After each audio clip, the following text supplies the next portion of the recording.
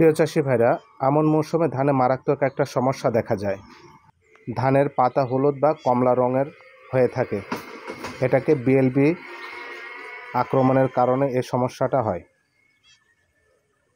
এটা ব্যাকটেরিয়া জনিত পাতা পোড়া রোগ।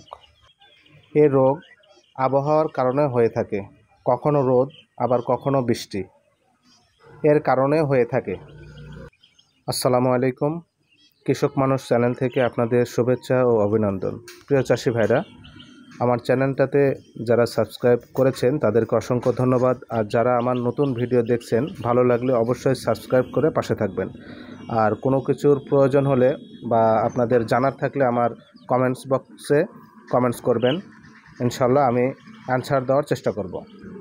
প্রিয় ধান চাষি ভাইরা, এই আমন ধানের সময় বৃষ্টি কখনো রোদ এর কারণে যে রোগটা হয় সেটা প্রতিকার করতে হলে আপনাদের একটা কাজ করতে হবে। ইনশাল্লাহ এটা রোগ থেকে আপনাদের ধানগুলো সুস্থ থাকবে, ভালো থাকবে। এটা প্রাথমিকভাবে যদি প্রতি লিটার পানিতে পটাশ 6 গ্রাম, সালফার 6 গ্রাম, সিলেটেড জিঙ্ক 1 গ্রাম জমিতে স্প্রে করা হয়, তাহলে এ রোগ ভালো হবে।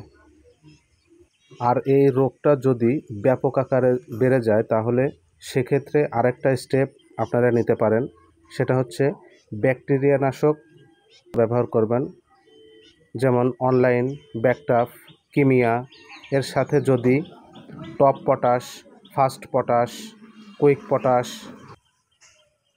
এগুলো একত্রে মিশিয়ে যদি আপনারা ভালো করে গাছ ভিজিয়ে স্প্রে করেন, তাহলে ইনশাল্লাহ এই রোগটা ভালো হয়ে যাবে। প্রিয় ধান চাষি ভাইরা, আমি যে কথাগুলো বললাম আপনারা মনোযোগ সহকারে আমার ভিডিওটা দেখবেন। ভিডিওটা না টেনে সবাই দেখবেন, আশা করি আপনাদের উপকারে আসবে। প্রিয় চাষি ভাইরা, আমার চ্যানেলটাকে সাবস্ক্রাইব করে পাশে থাকবেন।